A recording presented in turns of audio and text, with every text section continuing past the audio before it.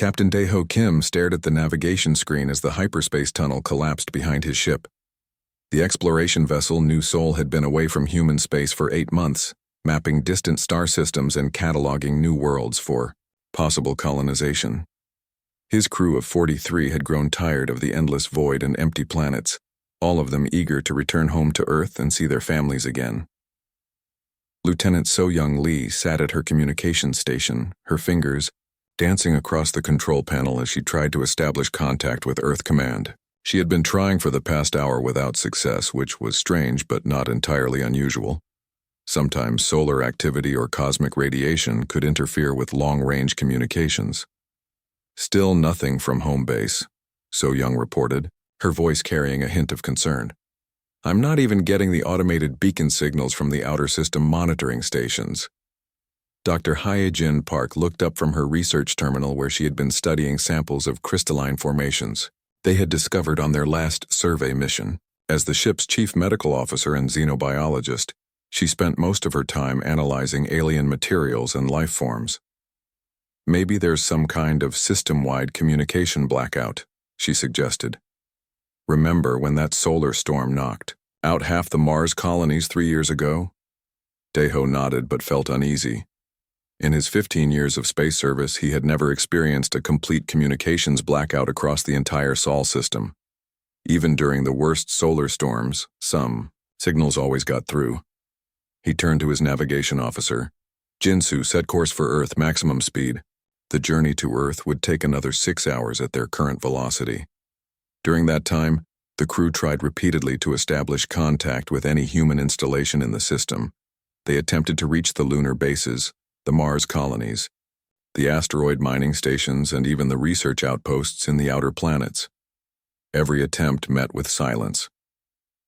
As they approached the inner system, their long-range sensors began picking up unusual readings. Where there should have been busy traffic lanes filled with cargo ships and passenger transports, space appeared empty. The normal electromagnetic signatures from the major colonies were absent. "Captain," So-Young called out, her voice tense. "I'm detecting debris fields where the Mars orbital stations should be. Large debris fields." Daeho felt his stomach drop. He moved to the sensor station and studied the readings himself. The patterns were unmistakable. The debris showed the characteristic energy signatures of vaporized metal and organic compounds. Something had destroyed the Mars installations completely. "Take us closer to Earth," he ordered quietly. "All sensors active. Record everything." What they found defied comprehension. Earth, the cradle of humanity, was a blackened sphere. The continents were scarred with massive craters that glowed with residual radiation. The blue oceans had turned gray with ash and debris.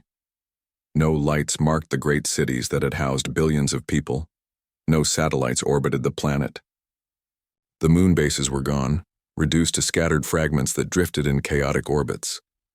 Dr. Park ran detailed scans of the planetary surface, her medical training helping her interpret the horrific data. "The radiation signatures suggest multiple antimatter detonations," she reported in a shaking voice. "The entire biosphere has been sterilized. Nothing could have survived this level of destruction." The crew worked in stunned silence as they documented the complete annihilation of their homeworld. Every major population center had been targeted with precision strikes. The orbital defense platforms were debris. The space elevators had been severed and their remains scattered across the planet's surface. Jinsu, the navigation officer, discovered something that made the situation even more chilling. "Captain, I'm reading similar destruction patterns throughout the system. The asteroid mining colonies, the Jupiter research stations, the Saturn fuel depots, all destroyed. Even the automated probe networks in the outer system have been eliminated. This was not random destruction or a natural disaster. This was systematic extermination. Someone or something had deliberately targeted every human installation in the Sol system with the clear intent of wiping out the entire species." As they moved through the graveyard that had once been humanity's home system, So-Young detected a faint signal coming from the debris field that had been the Earth orbital defense grid. "I'm picking up a transmission beacon," she announced. "It's not human in origin." The message, when they finally decoded it, was brief and horrifying. The alien language was unfamiliar, but the universal translation protocols provided a clear meaning. The transmission identified itself as being from the Kitharan Empire and contained a simple declaration: "The plague of humanity has been cleansed from this galaxy." This system serves as a monument to the fate of all species who dare to expand beyond their designated boundaries. Let the inferior races learn from this example and accept their proper place in the galactic order. Dr. Park analyzed the transmission's linguistic patterns and concluded that the message had been deliberately left for any human survivors to find. The Kitharans wanted any remaining humans to know exactly who had destroyed their species and why. Deho gathered his senior officers in the ship's small conference room. The weight of what they had discovered pressed down on all of them like a physical force. 43 people on a single exploration vessel were potentially the last members of the human race in existence. We need to assume that all human colonies and outposts have been similarly destroyed, Deho said quietly. Our 17 colony worlds, the research stations, the trading posts, everything. We may be looking at the complete extinction of our species. So-Young had been monitoring all frequencies for any sign of human survivors. I've detected no human transmissions anywhere in the system, she confirmed. If anyone else escaped, they're maintaining radio silence. The reality of their situation settled over them like a funeral shroud. Families, friends, entire civilizations, wiped out while they had been exploring empty space systems light years away.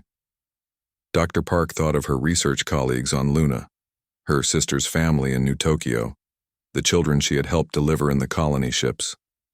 All gone. But as they prepared to leave the system in search for any surviving human colonies, their sensors detected something impossible. Deep beneath Earth's ravaged surface, in areas that should have been completely sterilized by the antimatter bombardment, faint energy signatures flickered to life. "Captain," Jinsu called out in amazement, "I'm reading massive power generation from underground installations. The signatures are definitely human in origin. The readings showed enormous energy outputs coming from beneath the planet's crust, far deeper than any known human installations. Whatever was down there had survived the complete destruction of the surface and was now becoming active." Dr. Park ran detailed scans of the underground energy sources. "The power levels are incredible," she reported. "Whatever survived down there has been dormant, but it's waking up now. The energy patterns suggest industrial-level activity on a massive scale." As they watched in amazement, the underground installations began broadcasting on human frequencies. The signals were encrypted using military codes that dated back to the early space colonization era. When So-Young finally cracked the encryption, the message was brief but shocking. "Surface sterilization confirmed. Protocol Lazarus is now active. All surviving human assets report to designated rally points immediately. The war begins now." Captain Daeho Kim guided the new soul toward the coordinates specified in the underground transmission. The landing site was located in what had once been the North American continent, now a wasteland of glass and radiation. As they descended through the toxic atmosphere, massive metal doors began opening in the planet's surface, revealing an enormous underground facility that stretched beyond their sensors' range. The underground complex was unlike anything in the official human colonial records. Automated systems guided their ship through a series of decontamination chambers before allowing them to dock in a hangar bay that could hold dozens of vessels their size. The engineering required to build such a facility deep beneath Earth's crust would have taken decades and resources that should have been impossible to hide. Director Jinwoo Choi met them at the airlock, accompanied by armed guards wearing military uniforms that Daeho didn't recognize. Choi was a tall man in his 60s with gray hair and eyes that held the weight of terrible knowledge. Behind him stood Colonel Mi Rae Han, a woman whose bearing suggested extensive military experience, and Dr. Taimin Yoon, whose civilian clothes couldn't hide the calculating intelligence in his gaze. "Welcome to Sanctuary Alpha," Choi said as he led them through corridors carved from solid rock. "You're looking at one of 12 primary survival installations built over the past 40 years. Together, they house 50 million human survivors and contain everything needed to rebuild our civilization." The scale of the underground city became apparent as they walked through its levels. Massive hydroponic farms stretched for kilometers, producing food for the population. Industrial complexes manufactured everything from basic supplies to advanced technology. Residential areas housed families who had lived their entire lives in this hidden world. Most shocking of all were the military sections, where advanced weapon systems were being produced on an assembly line basis. Dr. Park stared at the weapon production facilities in amazement. This level of military preparation should have taken enormous resources, she said. How was this kept secret from the colonial governments? Dr. Yoon smiled grimly. Because the colonial governments were never meant to be permanent. They were always intended as the public face of human expansion, while the real preparation happened underground. Every peaceful colony ship carried equipment and personnel for these installations. Every scientific research mission gathered intelligence on potential threats. Colonel Han led them to a command center where massive displays showed the status of human installations across the galaxy. Red markers indicated destroyed colonies, but green markers showed dozens of hidden facilities that remained operational. The Kithrans succeeded in destroying our public face, she explained. But they never knew about our real infrastructure. While they were targeting our cities and colonies, our true military assets remained safely hidden. The revelation was staggering. Humanity's expansion into space had never been the peaceful, scientific endeavor it appeared to be. Every colonial mission had dual purposes.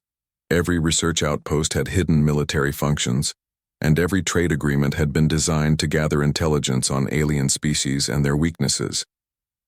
We've been preparing for this war for decades, Director Choi explained as he showed them historical records. Our xenobiology team studied every alien species we encountered, cataloging their biological weaknesses and psychological profiles. Our engineers designed weapons specifically to exploit those weaknesses. Our intelligence networks infiltrated alien governments and military organizations. Dr. Park felt sick as she realized the implications. My own research was part of this. Every biological sample I studied, every alien disease I cataloged, it was all being used to develop weapons. Your research will save our species, Dr. Yoon replied without emotion. The Biological Warfare Division has been developing targeted pathogens based on your xenobiology reports for years. We now have the capability to eliminate specific alien species while leaving others untouched. The underground complex buzzed with activity as Protocol Lazarus moved into full implementation. Massive automated systems began converting Earth's remaining industrial capacity into military production.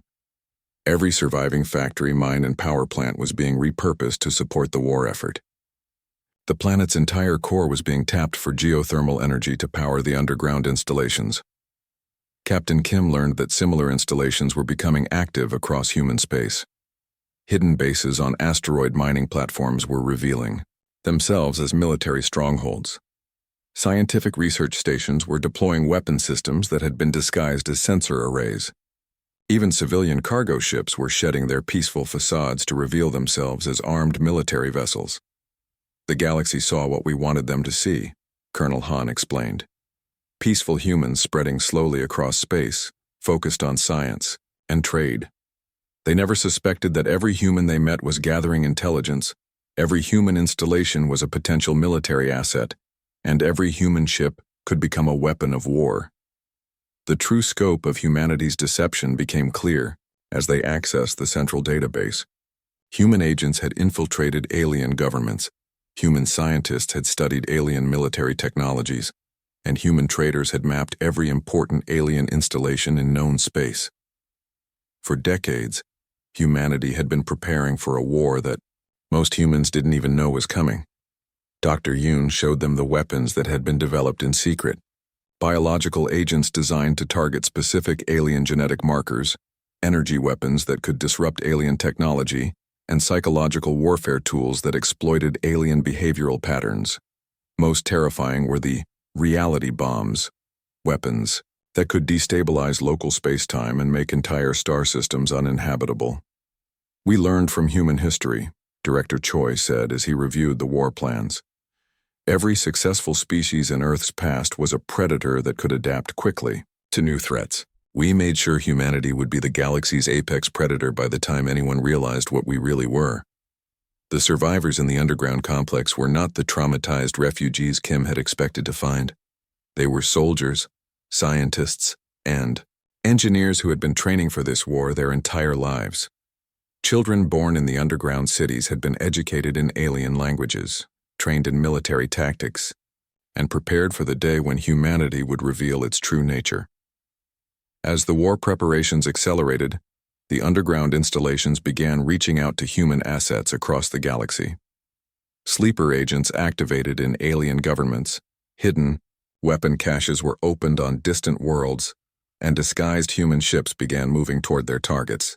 The galaxy was about to learn that humanity's peaceful expansion had been the greatest deception in galactic history. Colonel Han showed Captain Kim the target lists that had been prepared over decades of planning. Every major Kitharan installation, every important alien military base, and every strategic resource in known space had been cataloged and assigned priority levels. The war would not be a desperate struggle for survival, but a carefully planned campaign of systematic destruction. The Kitharans wanted to see what happens when you threaten humanity, Director Choi said as he activated the final phase of Protocol Lazarus. They're about to discover that they didn't wake up a desperate prey species fighting for survival. They woke up the galaxy's most dangerous predator, and we've been hunting them since the day we first met them. Across the galaxy, human installations began broadcasting the same message on all frequencies. The transmission was brief but carried the weight of absolute certainty. You wanted to see humanity's true nature. Your wish is granted. We are no longer your neighbors. We are no longer your trading partners. We are no longer a peaceful species exploring the stars. We are your extinction, and we have been preparing for this moment since the day we first learned you existed. Admiral Sung Ho Kang stood on the bridge of the battleship Vengeance as hundreds of human vessels dropped out of hyperspace at the edge of Kitharan territory. What had appeared to be peaceful exploration and cargo ships now revealed their true nature as advanced military vessels. Hidden armor plating deployed from concealed compartments, weapon systems emerged from disguised cargo bays, and engine modifications activated to provide the power needed for combat operations.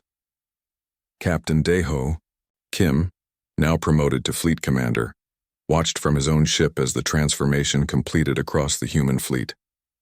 Engineer Bo-Ram Shin had spent years designing the conversion systems that allowed civilian vessels to become warships in minutes. Every human ship in space had been built with dual purposes, capable of switching from peaceful operations to military configuration when Protocol Lazarus activated. The first target was Kithek Prime, a border world that served as a major military staging area for the Kitharan Empire. The planet housed 12 million Kitharan soldiers and contained weapon manufacturing facilities that supplied much of their military. Intelligence gathered over decades had provided detailed maps of every installation, every defensive position, and every escape route. But humanity's attack did not follow conventional military doctrine.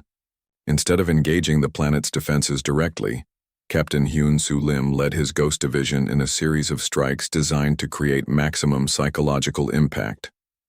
The elite human forces used stealth technology developed from studying alien sensor systems, allowing them to move through Kitharan space undetected.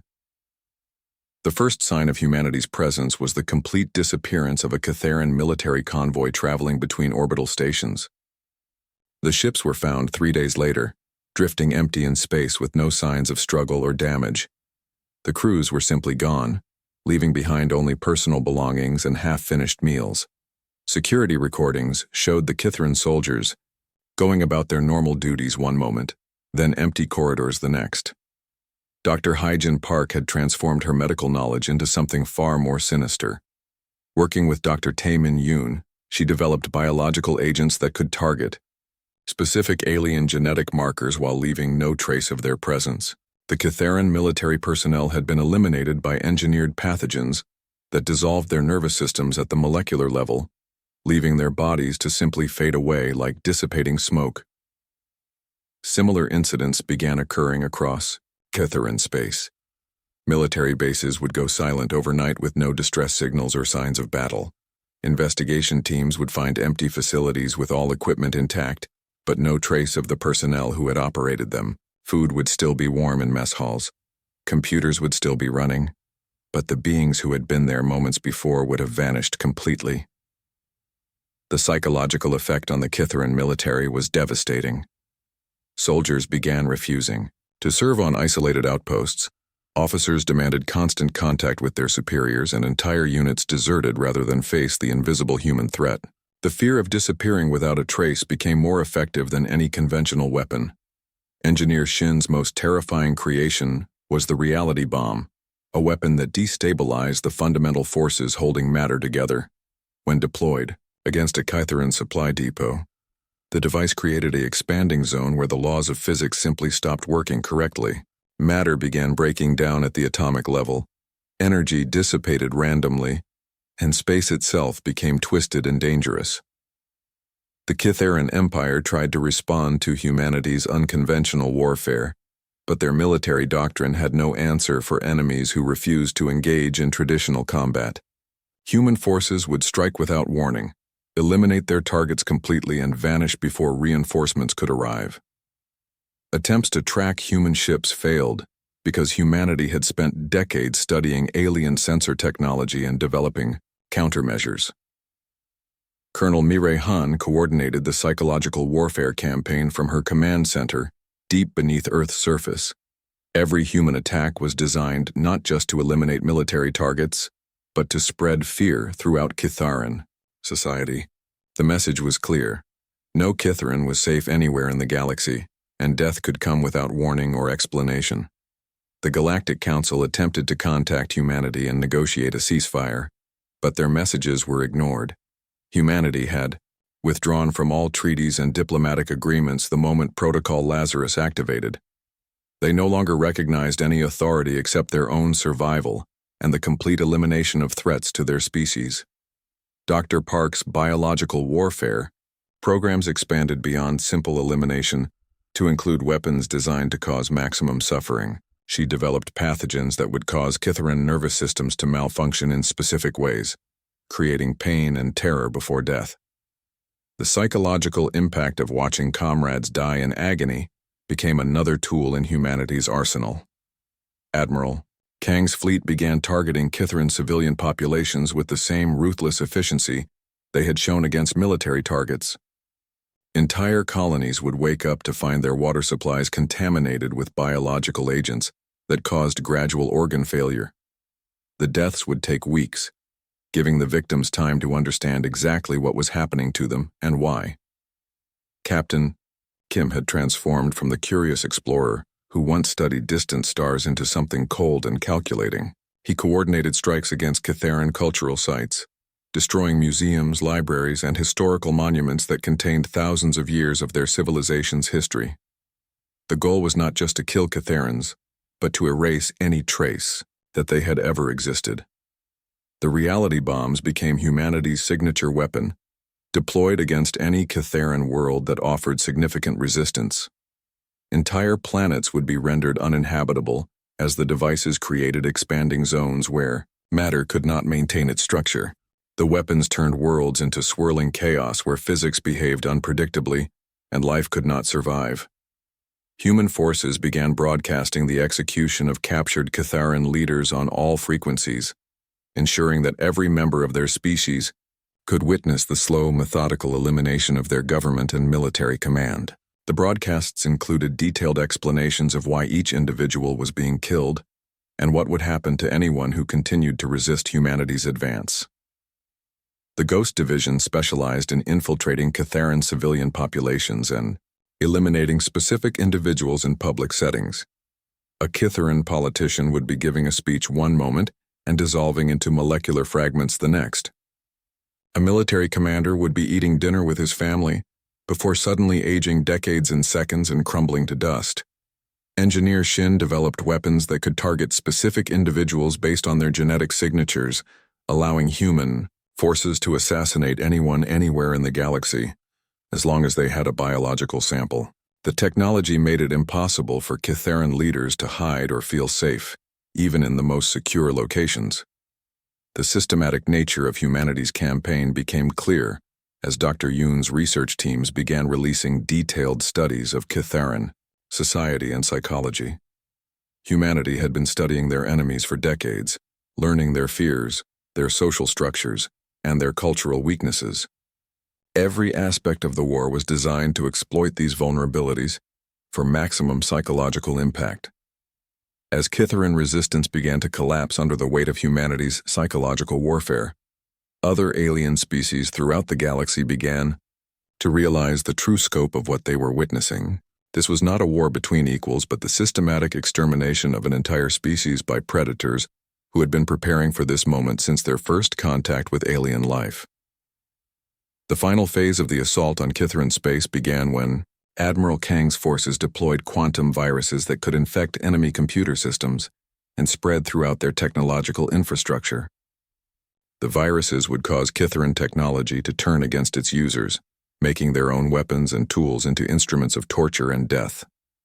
The message was clear. Humanity's war was not just against Kitharan lives, but against the very concept of their existence. Warlord Jae-sung Park stood over the burning remains of what had once been the Kitharan capital world. Where 12 billion Kitharans had lived and worked just months before, only empty cities and scattered ash remained.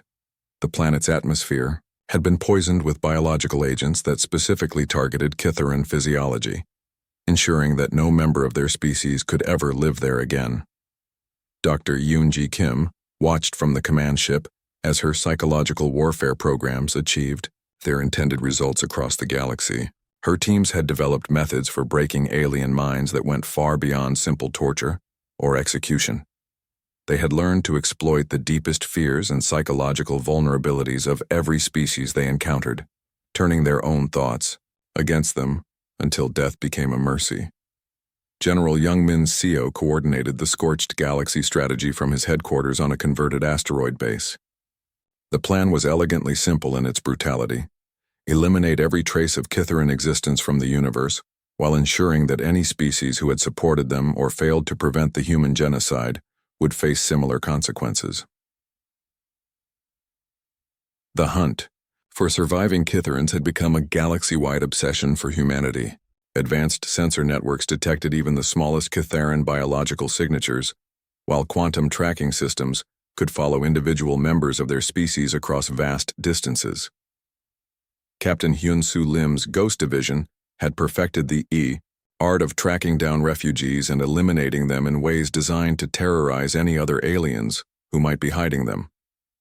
Admiral Dae-ho Kim, now bearing scars both physical and psychological from the war, commanded the execution fleets that moved methodically through space seeking any world that harbored Kitharan survivors. His ships carried biological weapons capable of sterilizing entire planets, reality bombs that could make star systems uninhabitable, and temporal disruptors that could age targets to death in seconds. The Galactic Council's attempt to broker peace had resulted in the complete destruction of their neutral meeting world. Humanity's response to the peace proposal was to deploy a new weapon that converted the planet's entire mass into antimatter, creating an explosion visible from neighboring star systems. The message was unmistakable. There would be no negotiations, no mercy, and no survival for anyone who opposed humanity's will. Dr. Park's Biological Warfare Division had expanded beyond targeting Kitharans to develop species-specific weapons for every major alien civilization in the galaxy. Her laboratories produced pathogens that could eliminate Altarians through respiratory failure, Centaurans through neural degradation, and vegan telepaths through psychic feedback loops that destroyed their minds. The reality bombs had evolved into even more terrifying weapons under Engineer Shin's direction. The latest versions could create permanent tears in space-time that would continue expanding for centuries, eventually consuming entire star systems. Humanity began deploying these weapons against any world that had ever traded with the Kitharan Empire or provided them with resources. Captain Lim specialized in what humanity called educational demonstrations, where captured aliens were subjected to slow, methodical torture while being forced to watch recordings of their homeworlds being destroyed. The sessions were broadcast across the galaxy to ensure that every alien species understood exactly what would happen to them if they crossed humanity in any way. The species bombs represented the pinnacle of human military technology, weapons that could target and eliminate every member of a specific alien race regardless of where they were located in the galaxy. Dr. Yoon's teams had perfected the technology by testing it on small groups of Kitharan prisoners, documenting exactly how the weapons affected different biological systems. General Seo's forces began implementing the final solution protocol against any species that had maintained diplomatic relations with the Kitharan Empire. Entire civilizations would receive biological weapon attacks designed to cause maximum suffering before death, ensuring that the last survivors would spend their final days understanding exactly why their species was being eliminated. The quantum. Viruses had evolved to become self-replicating technological plagues that could infect and destroy any alien technology they encountered. Alien ships would suddenly turn their weapons on their own crews. Space stations would vent their atmospheres into space, and planetary defense systems would begin targeting civilian populations instead of protecting them. Humanity's intelligence. Networks revealed that several alien species had begun developing weapons specifically designed to fight human forces. The response was swift and absolute. Any species that showed signs of military preparation against humanity was immediately targeted for complete extinction. The message was clear that resistance would only result in faster and more painful elimination. Dr. Kim's psychological warfare programs had created a state of terror throughout the galaxy, where alien species lived in constant fear of attracting human attention.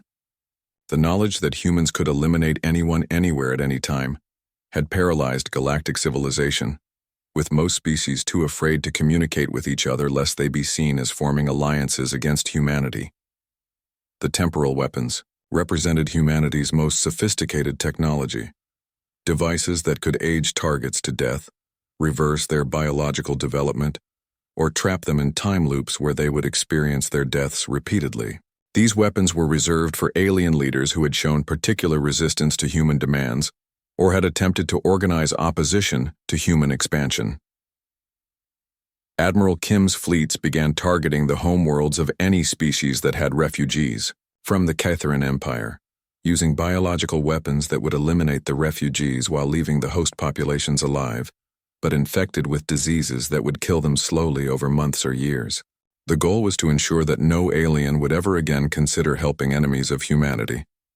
The reality bombs reached their ultimate form when engineer Shin developed versions that could target specific individuals by their quantum signatures.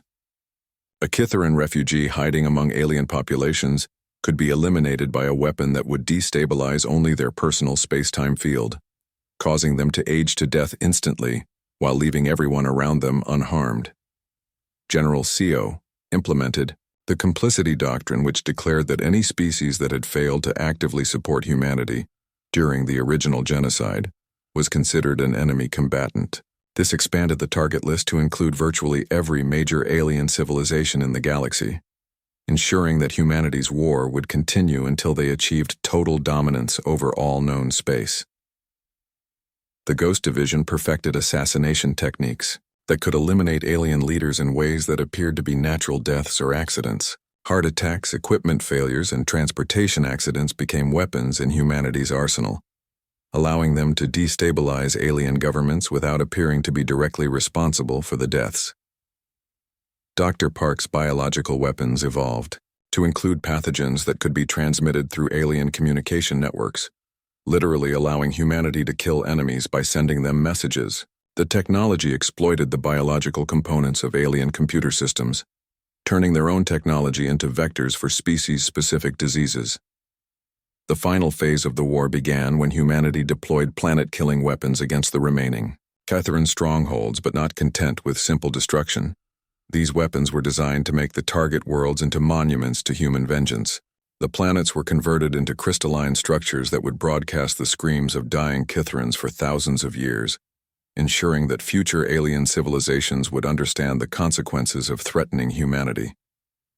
Emperor Kim Dae-ho sat upon his throne carved from the crystallized remains of the Kitharan homeworld, the same planet where billions of his enemies had once lived and breathed and dreamed of conquering humanity.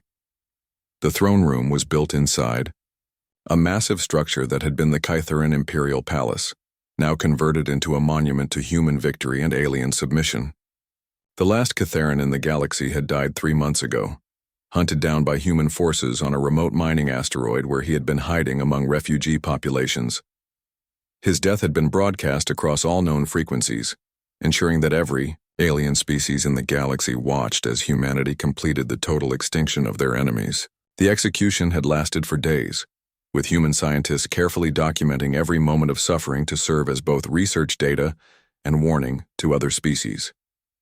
High researcher Park Hee-jin reviewed the final reports from her biological warfare division with the cold detachment of someone who had long ago stopped thinking of alien species as anything more than research subjects.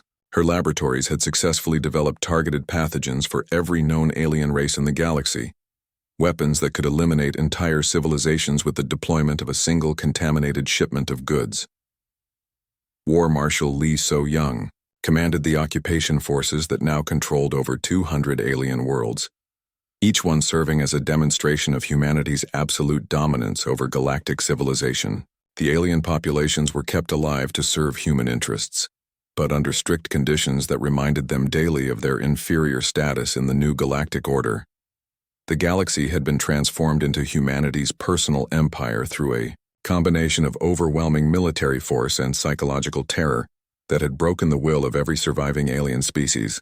Where once dozens of independent civilizations had traded and communicated freely, now only humans moved between the stars, while aliens remained confined to their designated worlds under constant surveillance. General Seo's scorched galaxy strategy had achieved its ultimate goal by making it impossible for any alien species to develop technology advanced enough to threaten human dominance. Alien civilizations were maintained at carefully controlled technological levels, with human monitoring systems detecting and eliminating any attempts to advance beyond their assigned limitations. The re-education centers that War Marshal Lee administered on occupied worlds served multiple purposes, teaching alien children that humans were their natural superiors, while also conducting ongoing research into alien psychology and biology. The centers produced generations of aliens who accepted human dominance as the natural order of the universe, making rebellion psychologically impossible. Emperor Kim's empire stretched across 3 spiral arms of the galaxy, encompassing every known alien civilization and many that had only been discovered after human conquest. The imperial capital had been built on the ruins of the former Galactic Council headquarters, with the shattered remains of alien diplomatic buildings serving as foundations for human administrative complexes. High researcher Parks continuing. Studies focused on preventing any alien species from ever developing the biological or technological capability to threaten humanity again.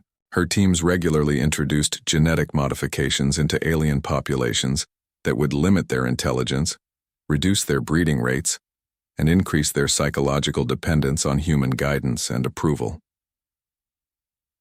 The quantum tracking networks that General Seo had deployed throughout the galaxy ensured that no alien could move or communicate without human knowledge and permission. The technology was so advanced that it could monitor individual alien thoughts and emotions, allowing human administrators to detect and eliminate potential rebels before they could act on their opposition to human rule.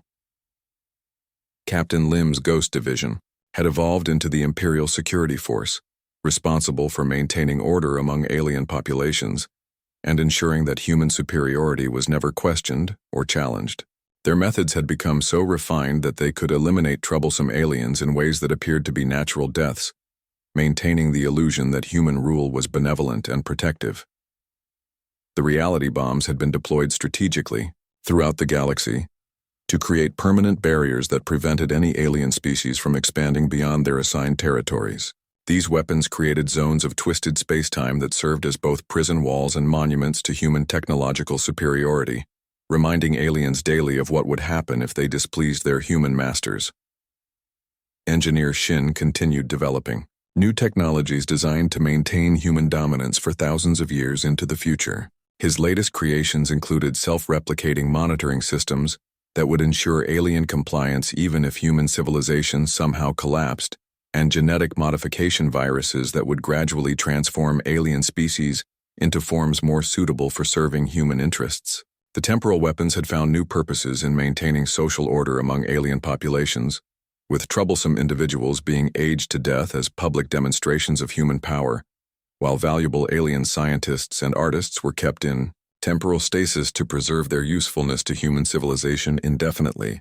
Dr. Kim's psychological warfare programs had evolved into comprehensive social control systems that maintained alien populations in states of grateful subservience to their human rulers. Alien children were raised to view humans as protective, parents who saved them from the chaos and violence that had once characterized galactic civilization before human intervention brought peace and order.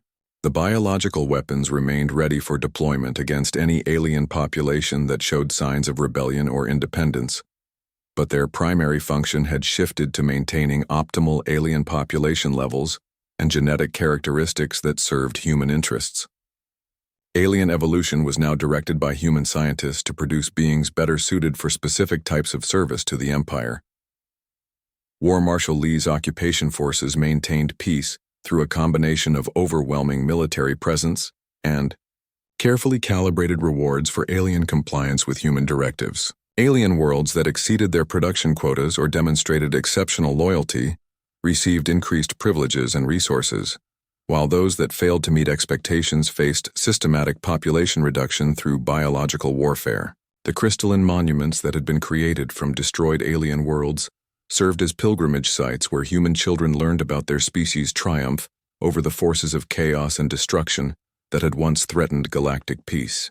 These monuments broadcast the final messages of extinct alien species, reminding visitors of what happened to those who opposed human authority. Emperor Kim's throne room contained displays showing the current status of every alien world in the galaxy with real-time monitoring of population levels, production outputs, and loyalty indicators.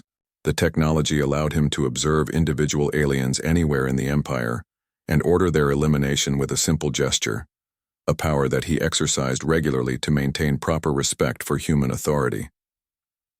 The final phase of human dominance involved the gradual replacement of alien populations with genetically modified humans, designed for specific environments and functions.